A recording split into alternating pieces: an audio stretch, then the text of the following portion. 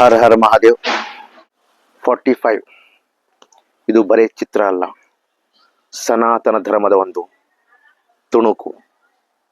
ಈ ಚಿತ್ರ ಬಗ್ಗೆ ಮಾತಾಡೋಕೆ ನಾನು ದೊಡ್ಡವನಲ್ಲ, ಆದ್ರೂ ಎರಡು ಮಾತು ಹೇಳ್ತೀನಿ. ಯಾರು ದೇವರಿಗೆ ಬಹಳ ನಂಬ್ತಿರೋ, ನಂಬಿಕೆ ಇಟ್ಟಿದ್ದೀರೋ ಅವರಂತೂ ಈ ಚಿತ್ರ ನೋಡಲೇಬೇಕು. ಮೊದಲನೇ ಸಲ ಗರುಡ ಪುರಾಣದ ಬಗ್ಗೆ ಅದ್ಭುತವಾಗಿ ವಿಶ್ಲೇಷಣೆ ಮಾಡಿದ್ದಾರೆ ಅರ್ಜುನ್ ಜನ್ಯ ಸರ್ ಅವರು. ಈ ಚಿತ್ರದಲ್ಲಿ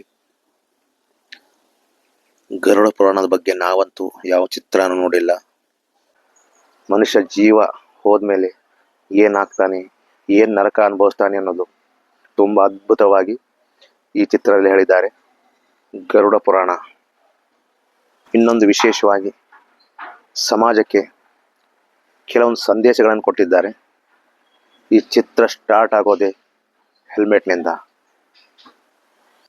ಹೆಲ್ಮೆಟ್ ಧರಿಸಿ ಮತ್ತು ವಾಹನ ಚಲಾಯಿಸುವಾಗ ಫೋನಲ್ಲಿ ಮಾತಾಡಬೇಡಿ ಅಂತ ತುಂಬ ಅದ್ಭುತವಾಗಿ ಸಂದೇಶ ಕೊಟ್ಟಿದ್ದಾರೆ.